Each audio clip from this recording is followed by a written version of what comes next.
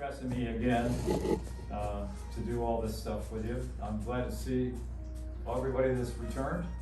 Appreciate that. I have no expectation that you've all been painting as we've been. I mean, I did the same thing. I went, you know, I'm stuck at home. I should be painting. And my attitude is, yeah, I'll do it tomorrow. Well, tomorrow never came. But I mean, you know, I did some stuff. Dawn allowed me to bring some of my earlier works in, and I said, okay, that's motivation to get painting. And then, of course, getting up to Tom Jones' place in Augustine and then at his house, that always helps. Raise the bar, get a little bit more enthusiasm for it. So like all classes, we're gonna talk a little bit about something. And then that something is gonna be exhibited or amplified or demonstrated in the painting for that particular day. And I'm always going to give you a sketch for the next class before we leave the prior class. So I've got one already for you for the next time.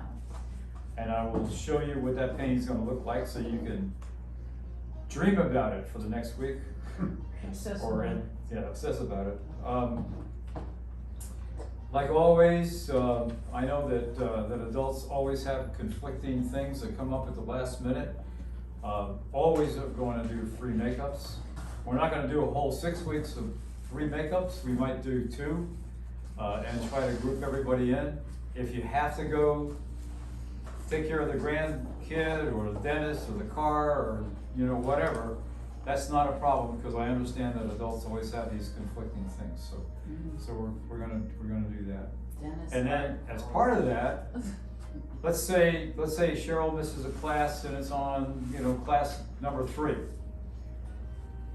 We're going to announce that we're going to do a makeup on class number 3, and everybody's invited to come back. As much as I love Cheryl, I just as soon teach everybody than just Cheryl. So that's just the way it works. So, any questions on that? We good? We good? Okay. Stressing me again to do all this stuff with you. I'm glad to see everybody that's returned. Appreciate that. I have no expectation that you've all been painting as we've been. I mean, I did the same thing. I went, you know, I'm stuck at home. I should be painting. And my attitude is, yeah, I'll do it tomorrow. Well, tomorrow never came. But I mean, I did some stuff. Dawn allowed me to bring some of my earlier works in, and I said, okay, that's motivation to get painting. And then, of course, getting up to Tom Jones' place in Augustine and then at his house, that always helps. Raise the bar, get a little bit more enthusiasm for it. So like all classes, we're gonna talk a little bit about something. And then that something is gonna be exhibited or amplified or demonstrated in the painting for that particular day. And I'm always going to give you a sketch for the next class before we leave the prior class. So I've got one already for you for the next time. And I will show you what that painting is going to look like so you can dream about it for the next week. Obsess about it. Like always, I know that adults always have conflicting things that come up at the last minute. Always are going to do 3 makeups. We're not going to do a whole 6 weeks of 3 makeups. We might do 2 and try to group everybody in. If you have to go take care of the grandkid or the dentist or the car or whatever, that's not a problem because I understand that adults always have these conflicting things. So we're gonna do that. Dennis, and then as part of that, let's say Cheryl misses a class and it's on class number 3. We're going to announce that we're going to do a makeup on class number 3, and everybody's invited to come back. As much as I love Cheryl, I just as soon teach everybody than just Cheryl. So that's just the way it works. So, any questions on that? We good? We good? Okay. You may remember that we've done this before, but I think it's kind of important to just kind of get a review going. So if you look up here, this is going to be the color wheel.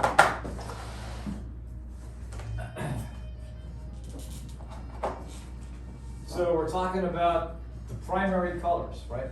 Those are the colors that cannot be broken down into anything less. They are the primaries. So we'll start here.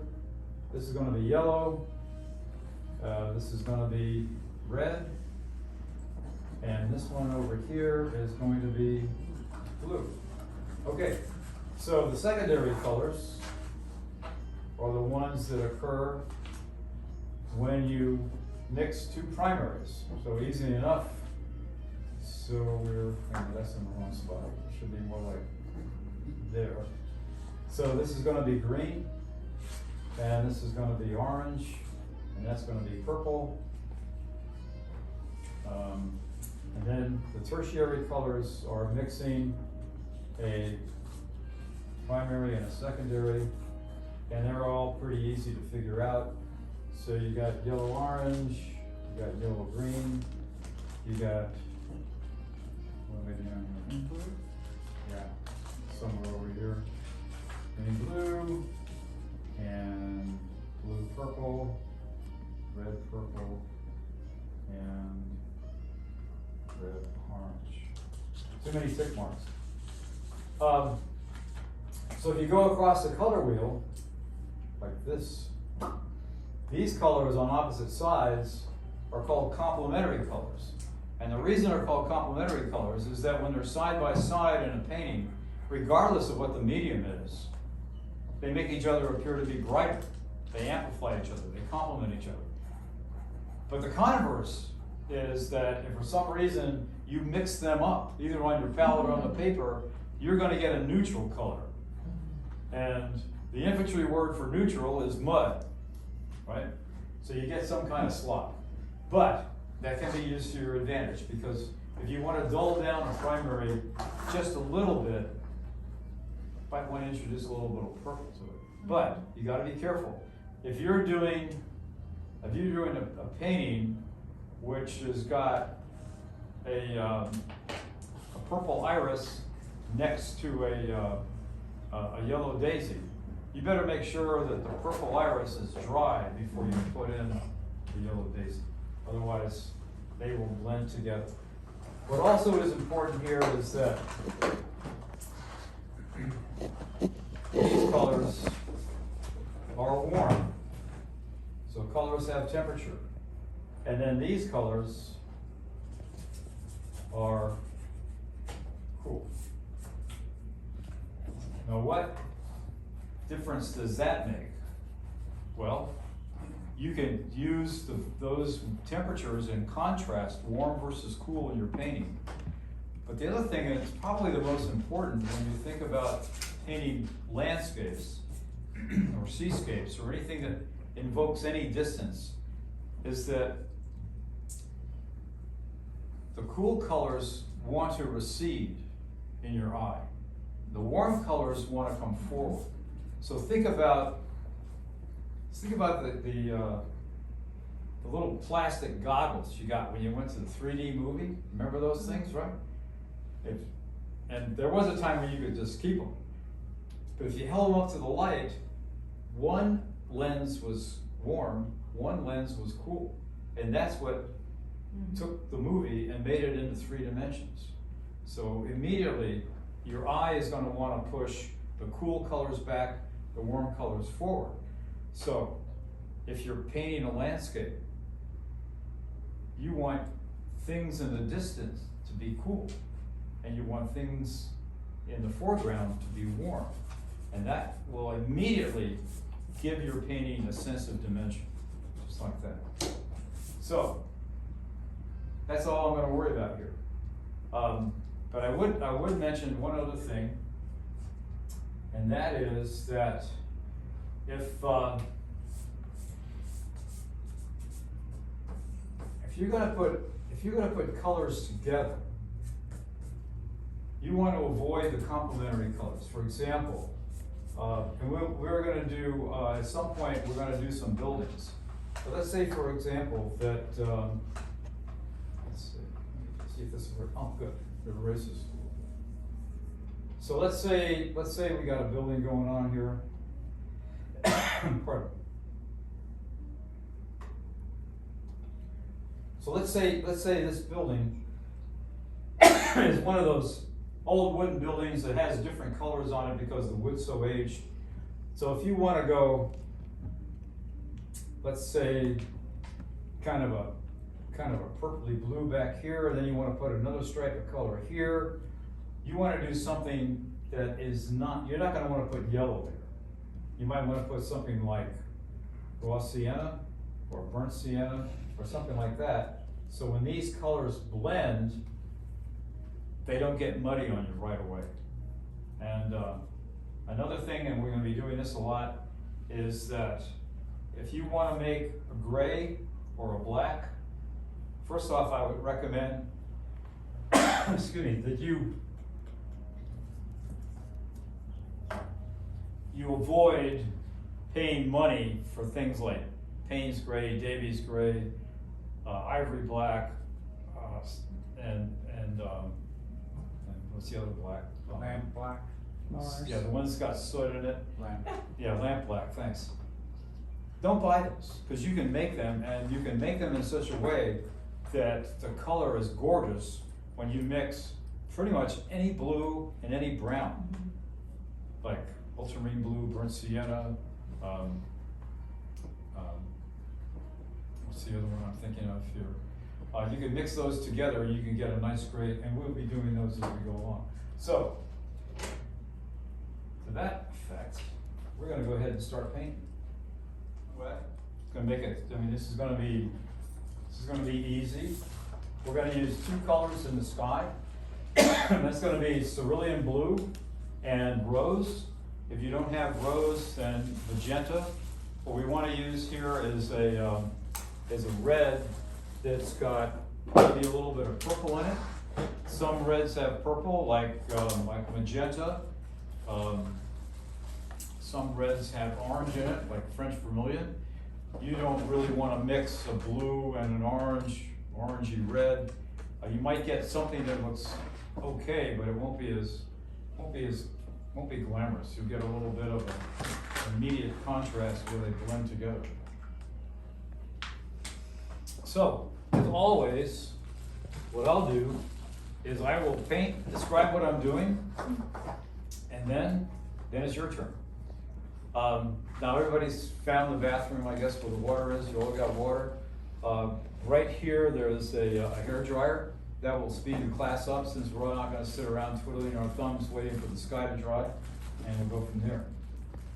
So, what I strongly recommend always is to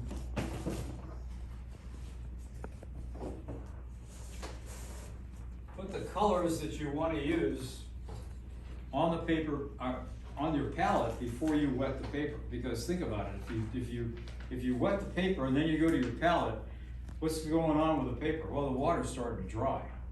And if you want it to be wet on wet, you want to be able to take advantage of it and it's most wet. Painting vertically, going wet on wet is always a challenge because I always get gravity involved. Sometimes that's good, and sometimes it's challenging. So, pardon me, I'm just going to go ahead and put some cerulean blue on my palette. I got two things of water. One's going to get dirty and one's going to stay clean, hopefully. There we go. Hopefully that's enough. So, blue water, clean water.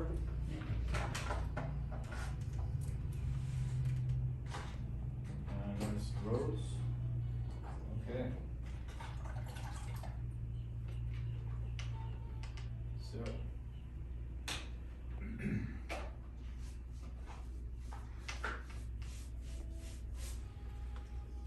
Just taking that bead of water all the way down the paper. Now there are mountains back there, but I don't have them penciled in because I don't really need to. So when you do that, and you gotta give an angle as what you're looking at, you can see if you've missed anything. got the future on. Okay, so there it is. So with your whole paper? No, I just went down to right here. Oh, okay, not the rocks. Okay. All right. Cerulean blue. Big brush strokes. And don't bother going over it a whole lot of times. Excuse me. Do you have pliers? Just stuck. Like that. Okay, I'll help you. And then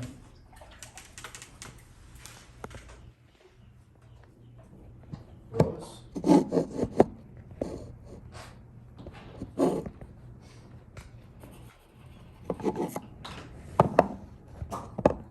Some up here, and here, and a little bit of rose in the water. Oh yeah, I forgot. I've got water down here too. There we go.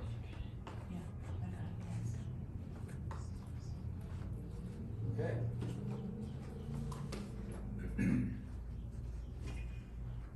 Oh, shucks. I forgot that thing. Brand new easel. Okay, so minimum in the amount of brush strokes that I use.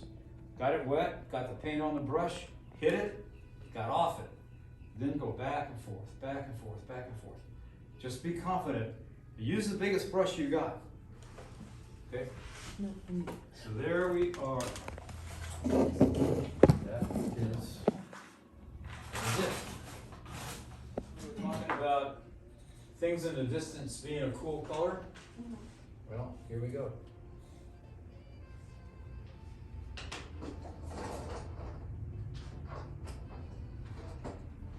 Just go a little bit dark. But is that ultramarine? No, this is the same color as the sky. Cerulean blue. And rose. Now, so when you're on an angle, you're going to get a bead. See the bead right there? That's your short If you're too much on an angle, it's just going to go. However, I can use gravity to my benefit. If I wet the paper right here, Mm-hmm. a little bit too wet, and then what I can do is I can just drop this down. beautiful reflection on So I get a little bit of a reflection going on, okay? So that's step number 2. That's got to dry before I start putting in all this stuff over here. And that was So. just this blue.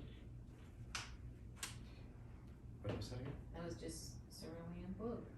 I use a little bit of rose, but it's like you said, it's mostly cerulean. You can see a little rose right up there. I could have used another blue or a purple, but what I did was I used the same blue that's in the sky and the water. The reason for that is color harmony. You don't want to take all of your colors and use every single of the 17 or 16 colors in your palette in a single painting. If you do that, the person that's looking at it is going to go to epileptic shock, I guess. I don't know. But it's just one of those things. You really want to have harmony in your painting. That's why you're going to see, as we get into some yellow, you're going to see yellow here, yellow here, yellow here, yellow here. It's not a different yellow every time. It's the same one. It's the same one. It's color harmony.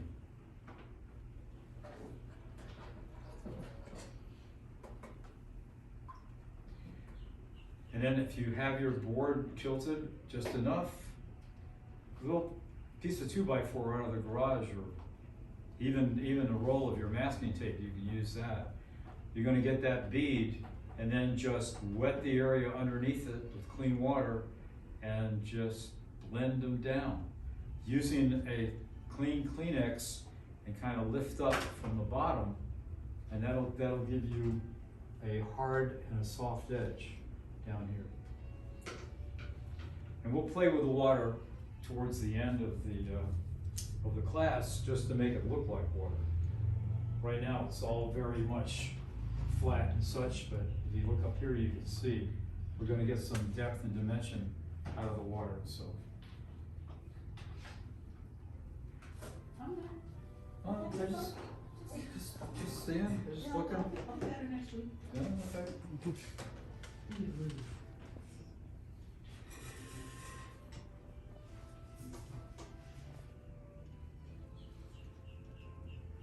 Start doing the trees and the foliage next, and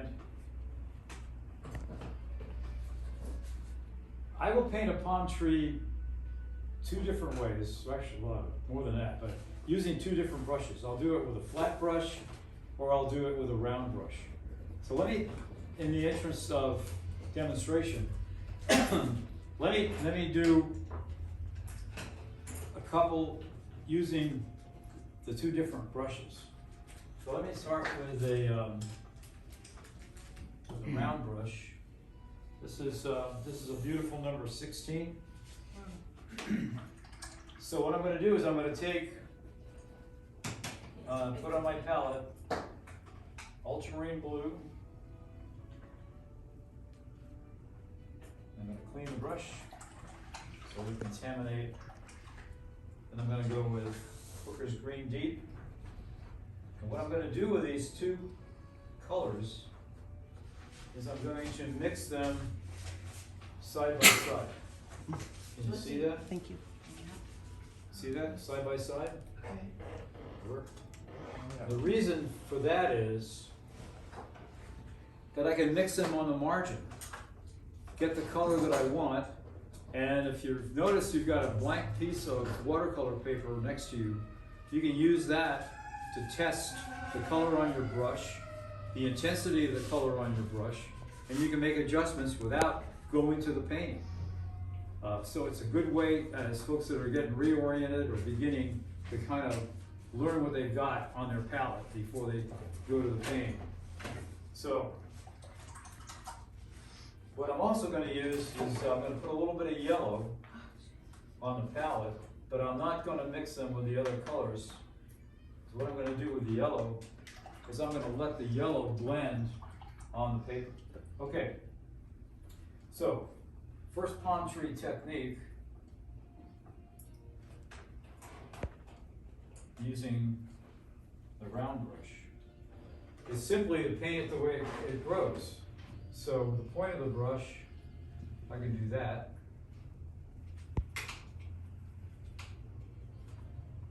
And then on the inside, I can put in the fronds like that.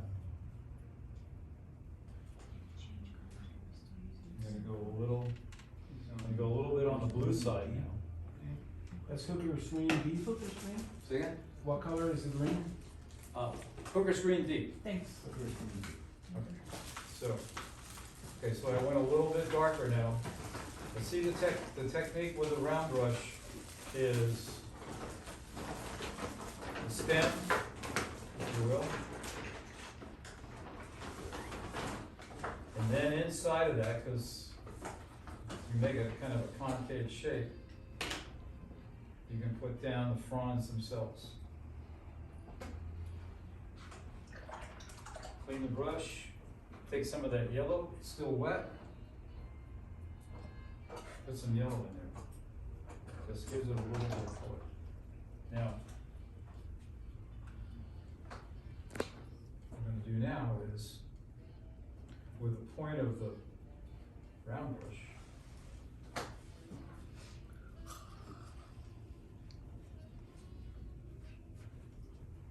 could be a little greener, I think.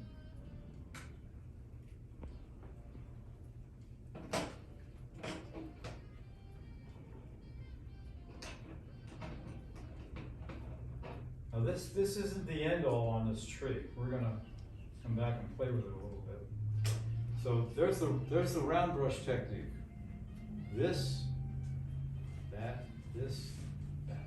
Okay, let me clean this. You can use the chisel edge of the brush and then just flip it. So, a little bit more.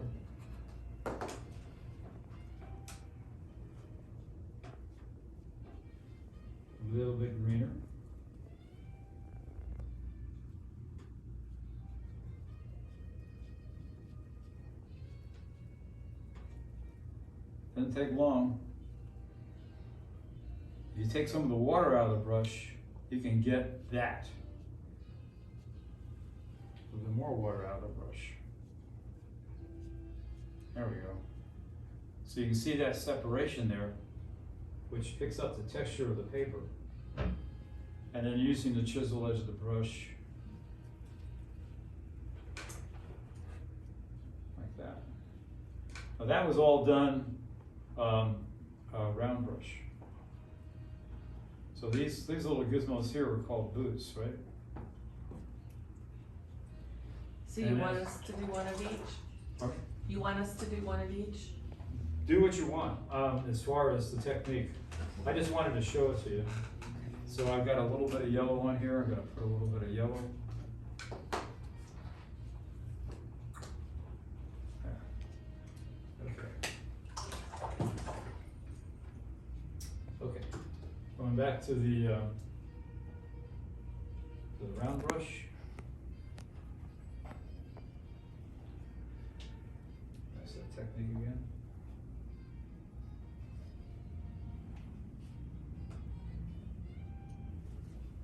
Back to the green. So what I'm trying to do here is I'm trying to create a little bit of variety of color as I go through the branches of the palm tree.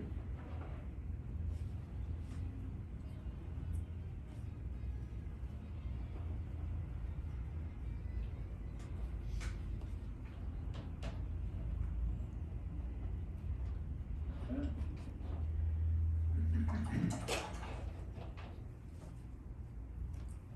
Splash some yellow in there as well.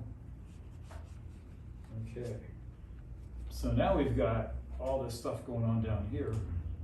I'm going to start with some yellow since it's on my brush.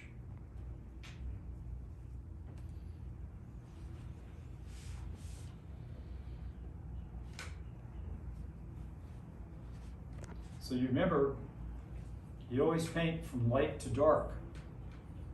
Because watercolor being almost transparent, you try to put a light color over a dark color, the dark color is going to show through.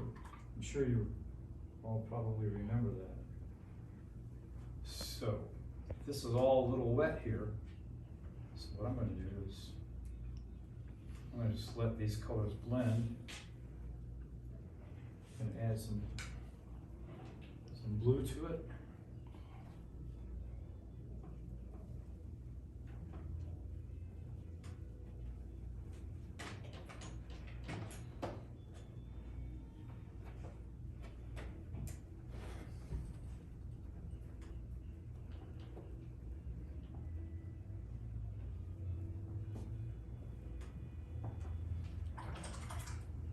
Gonna hit it with some yellow again.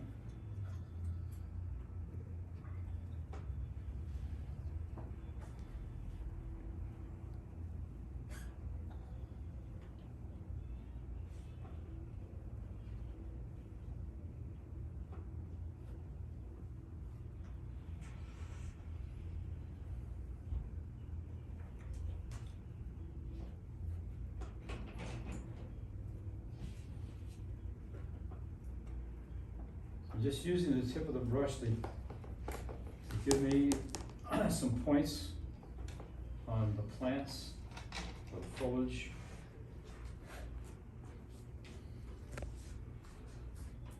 And the brush decided to give me some white spaces. I'm not going to argue with it. It's cool. Okay, now let's do something fun. I'm going to add a little bit more color here. I'm hoping you're watching what I'm doing here because this is no instant replay, right? Okay, so I'm going to give myself a bead right through here, just like that. Come back to the flat brush, clean water, just like we did over here. I'm going to wet the paper. Ah, okay, no, that's what I wanted to happen.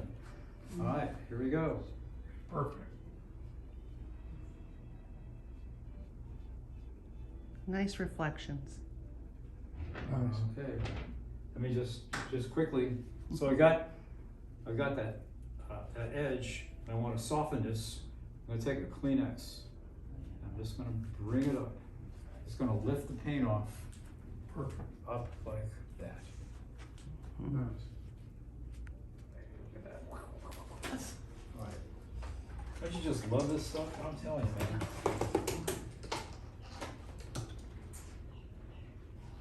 Okay. You have to incorporate them into everything you do. Otherwise, if you have everything exactly at the same level of intensity, the painting is not interesting at all. So value basically says, I've got any color that I want from its lightest light to its darkest dark. And that is the range of values. Now, in acrylics and in oils, if you want to make a color lighter, you add white paint, right? In watercolors, it's a lot easier. You just add water. You just dilute it, so you don't have to, spend money on the white paint to get a lighter shade of blue. You just go ahead and add water. So what I'm going to do is I'm going to put in values later on. Putting in the darks is almost the last thing you do before you sign it. As Tom Jones says, you're going to get it for me? Huh? No, in the color. Leave it alone. No dark. Oh, no darks. No dark. Marks, No drama. No drama. No ribbon. No ribbon. No money. No money, no happy. That's right. You gotta have the darks. That's something you're going to put in last, and we will do that here. What I'm going to do now, though, is we're going to do a technique called scraping. Many of you are familiar with it. And basically what that is putting paint on the paper and then taking something like a palette knife or an old credit card and actually moving the paint while it's still wet. And I'm going to do that next because we're going to make these rocks down here. I'm going to make them a little bit more dramatic because I'm going to use my famous, infamous magic library card, which is about 25 years old, and it probably has scraped more rocks than checked out books in the past 20 years. It kind of looks that way. Does it still work to check out books? I don't know. Trash I haven't, I've got so many books that I haven't read yet. So what we're going to do is we're going to do a mixture of two colors, and I was talking about this before, doing grays and darks. I'm going to take ultramarine blue, deep, and I'm going to take burnt sienna, and I'm going to put them side by side on the palette, and I'm going to mix them at the margin. So I'm probably going to get a dark brown. Well, wait a minute. If I can do that and get a dark brown, why would I go buy a dark brown? I don't need to. I can mix it, and when you mix it, and you don't mix it so hard and so vigorously that it becomes a homogeneous mixture, the brush will pick up different amounts of each color and apply that to the paper. And it's friggin' magic, I tell you. Okay. Yes. All right. So let me get something going here. Paint brush. Burnt sienna. Once again, side by side puddles.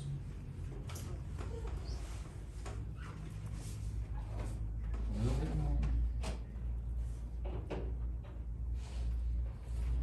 Okay, so I mix them by bringing the burnt sienna into the ultramarine blue. But you can't do the entire series of rocks and then go back and scrape it. The paint has got to be pretty flowing to do it. So, all right, so here's my dark brown. Whoops, start right there. Magic credit card. Okay,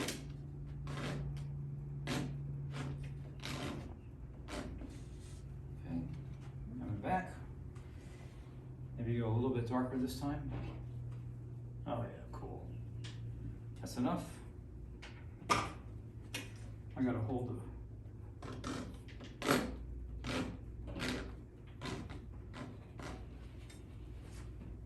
some more paint.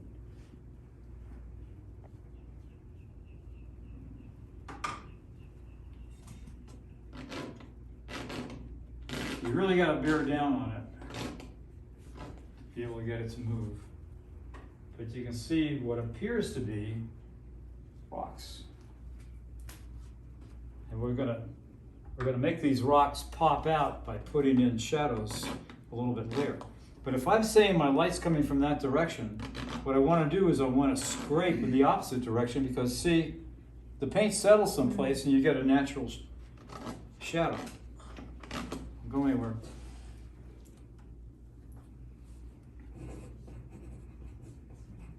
Go that far.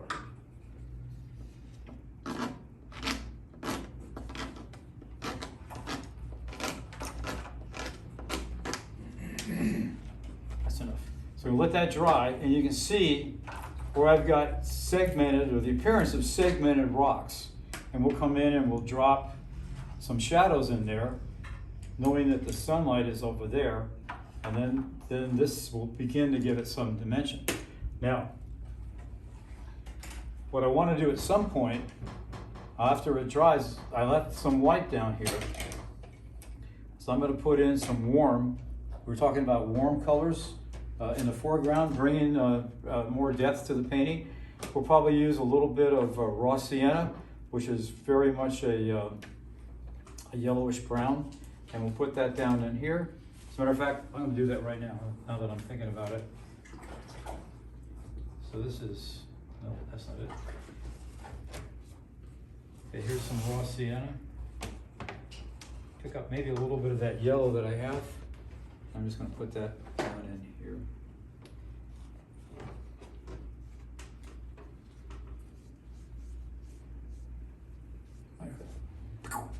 Mm-hmm. Nice. Okay. Does everybody have a magic credit card? Probably not. But what you've got to do, especially those of you who prefer to paint sitting down, you want to stand up and you want to bear down on that card to be able to make the paint move.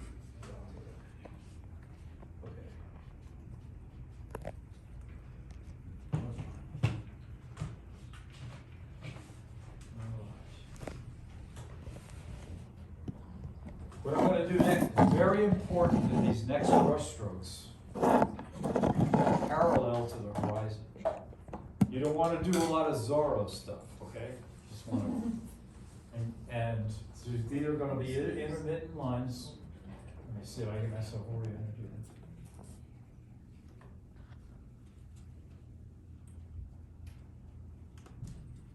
Okay. And just sort of lighten that up. Ultramarine blue. No, it's sky color, cerulean blue. Oh, sure. Yeah. I got it.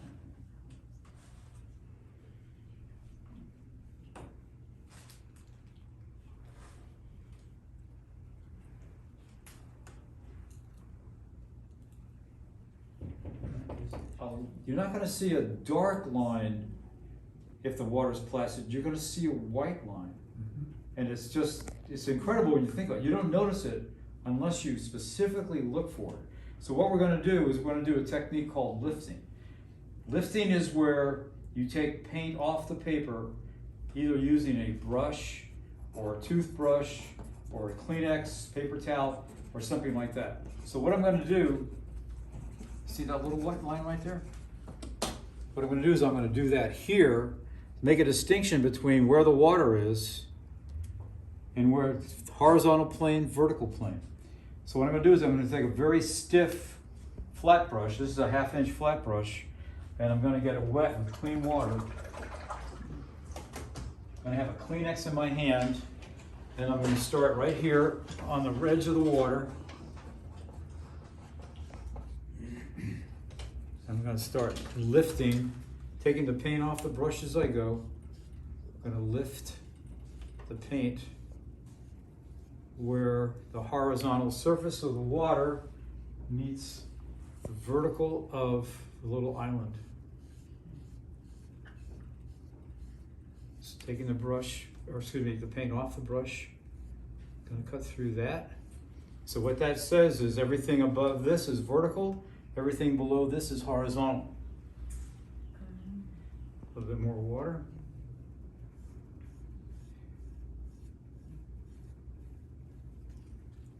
take the paint off the brush. And now, I'm gonna do the same thing down through here, but I'm gonna do it in intermittent horizontal strokes. Just intermittent, and they don't touch. They're different parts of the painting.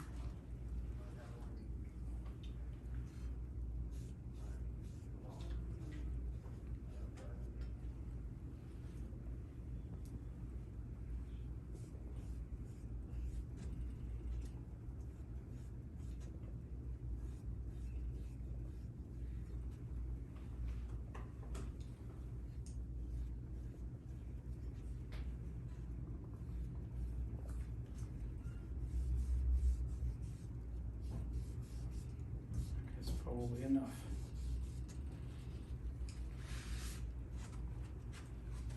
So now what I did was I broke up the reflection, because even if the water is stagnant, you're going to get a little bit of this, right? And so a little bit of that basically means that that little rivulet or wave is going to pick up the reflection from the sky, and that's what you see. Okay, she's cool. Going to the Alright. darks next. Going to the dark side. Okay, we're going dark. Going dark.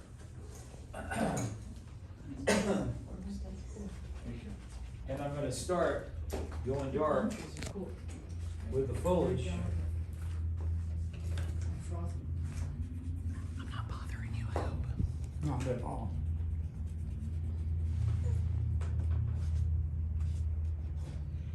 All right. So I'm going to start on the left side. Teaching point. If I start on the right side and my hand and the brush move from right to left, what's the possibility of something bad happening? Put my palm in the wet paint. So I'm going to go from left to right. Now if you're left-handed, you go the other way. Okay. We pretty much established that the light is coming from this direction. So the darks are going to be opposite the sun, right? Now I don't want to cover up everything. Tell you what, I bought these reading glasses for a purpose. I hate wearing the damn things because they look like Father Time, and they knock my hearing aids off. However, that's better. Hello, painting. Good to see you. All right. All this jabbering in the paint's drying.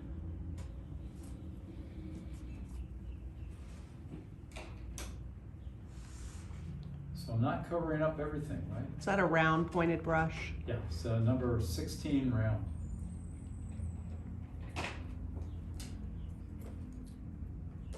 What I'm going to do now is I'm going to take a clean, wet brush, take most of the water out of it, and what I'm going to do is I'm going to blend this so I don't get a lot of harsh lines. Just going to blend that down a little bit. And then sunlight, shadow, darks are going to be on this side, right?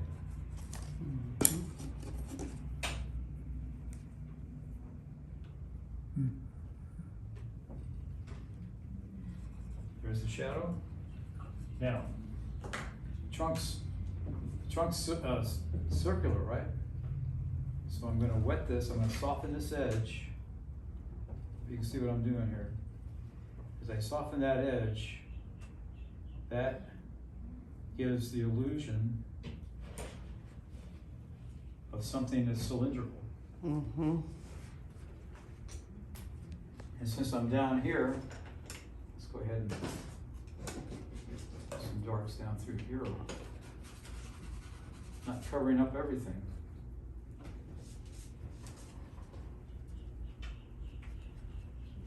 And then, once again, clean brush, clean water. Let's just blend some of this down so it's not such a hard line. So it looks like all of these darks are part and parcel of the landscape and not something that's been glued on there. Preserving some of the white and a lot of the yellow, they don't want to get rid of it. Okay, and this guy, same deal.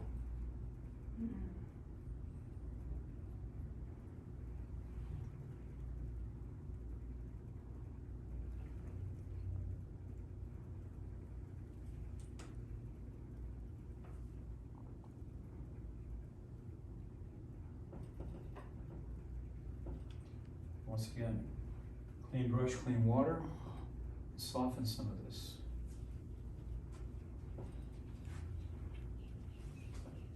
And shadow side of the tree trunk.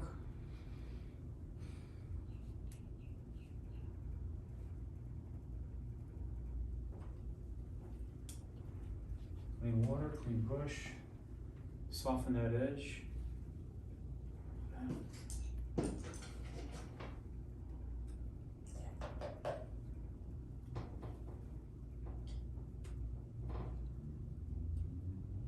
Just stuff. Just stuff. Gives it more dimension. Yeah. Yeah, change in value creates the appearance of dimension. So I'm softening some of these squiggles. So we're gonna do one more other technique to make it actually look like foliage. All right, this guy. I love that yellow in the middle of it, so I'm not gonna obscure it. Maybe just gonna highlight it a little bit. I'm just gonna leave that tree trunk behind that foliage right there.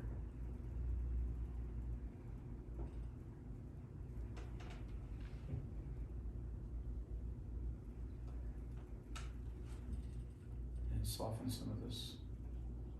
I need something right there. There we go. And down in here a little bit.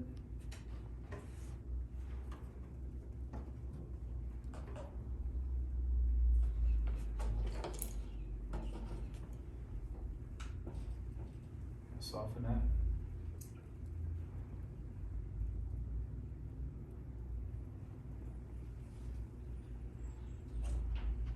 Okay. So we saw the magic library card. Now we're going to do the magic toothbrush. So what I'm going to do is I'm going to take this toothbrush and get it a little wet, and I'm going to put it into this mixture of ultramarine blue and Hooker's green. I'm going to test fire it on the palette. Gotta make that noise. And I'm going to come up here and I'm going to do this.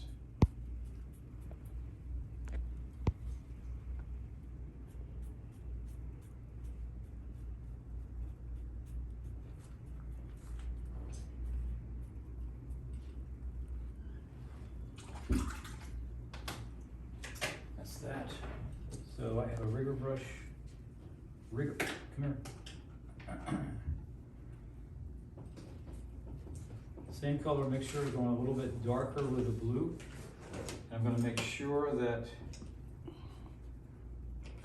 I can emphasize some of these trunks or branches, I should say, that are coming up.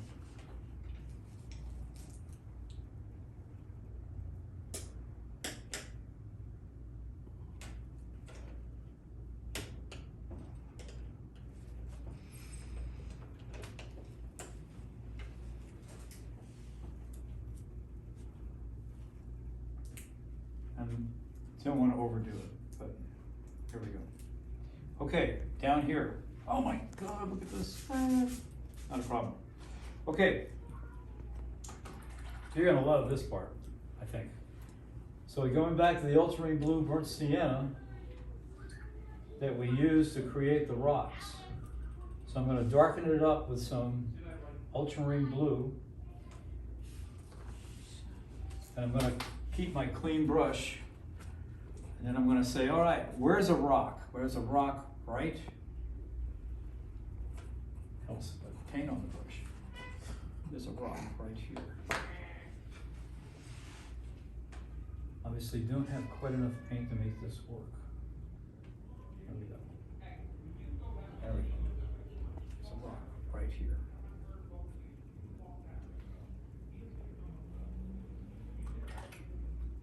Clean water, clean brush. And just soften that.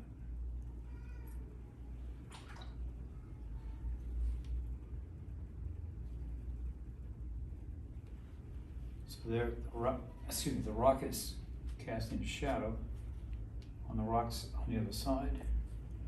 Now I could do this forever, but I don't want to. I just want to show you the technique.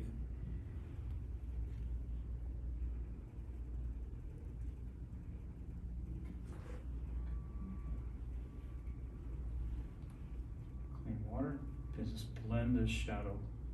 Now there's a reason why I'm blending it this way, and that's because the sun is that way. Got to be mindful of that.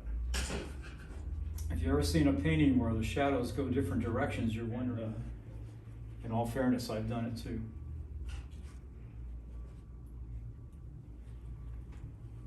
Right here we go.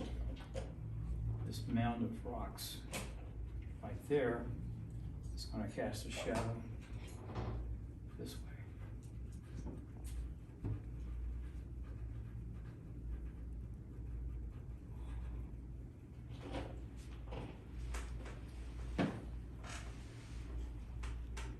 Just grabbing that edge and softening it. So one edge is hard, the other edge is softened. I'm going to do, let's say, just one more. How about this guy right here?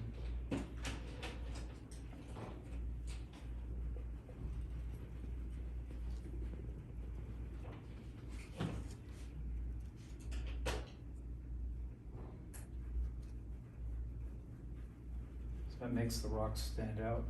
And of course, if you've got rocks on the sand, they're all going to cast some kind of a shadow this way.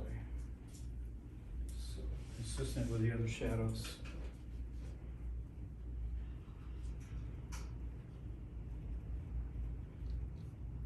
Like that. That's just so much fun, I just don't want to stop. You gotta have voice. So the same mixture that I used for the rock shadows. Just watch for a second. Birds are. We're not doing marine biology here. All we're gonna do is we're just gonna take a thin brush, or I should say a rigger brush, and just do a V. One like that. One like that. Oh, I should have put on my reading glasses. That guy looks like he doesn't have a body. Oh my God! It's a ghost bird. There he is. And then maybe one up here. And then one down here.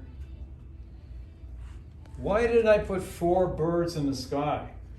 No, you know we want odd numbers. Yeah. Flowers and things. Because even numbers are symmetrical. Right. What you want is odd numbers. They induce a certain amount of drama and interest that even numbers don't.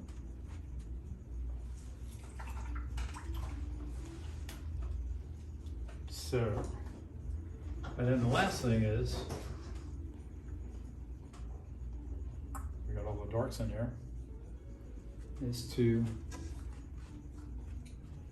do this.